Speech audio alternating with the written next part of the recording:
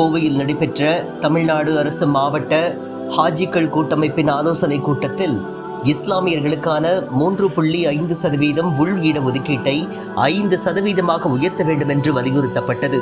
கல்வி, வேலைவாய்ப்பு, மத உரிமைகள் உள்ளிட்ட பல்வேறு கோரிக்கைகள் குறித்து ஆலோசிக்கப்பட்டு தமிழக அரசிற்கு மனு அனுப்புவதற்காக தீர்மானம் செய்யப்பட்டது. இந்த கூட்டத்தில் எங்களது தமிழ்நாடு அரசு மாவட்ட காசிகள் சார்பாக தலா 25 மாவட்ட அரசு காசிகள் இங்கே வருகை தந்தார்கள்.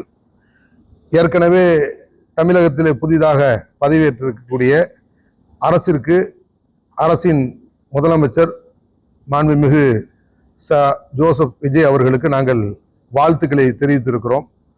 கூடவே அவருடைய அமைச்சரவையில் சிறுபான்மையின சமுதாயத்தை சேர்ந்த 5 பேர்கள், அதிலும் குறிப்பாக 2 இஸ்லாமியர்களுக்கு வாய்ப்பளிக்கப்பட்டதற்கு நன்றி தெரிவித்து நாங்கள் கடிதம் அனுப்பியிருக்கிறோம். இந்த கூட்டத்தின் வாயிலாகவும் அவருடைய அரசுக்கு எங்களுடைய வாழ்த்துக்களையும் நன்றிகளையும் நாங்கள் தெரியப்படுத்தி கொண்டிருக்கிறோம். தொடர்ந்து இந்த அரசில் சில முக்கியமான கோரிக்கைகள் இஸ்லாமிய சமூகத்திற்கு, சிறுபான்மை சமூகத்திற்கு கிடைக்க வேண்டும் என்று நாங்கள் பெரிதும் விரும்புகிறோம்.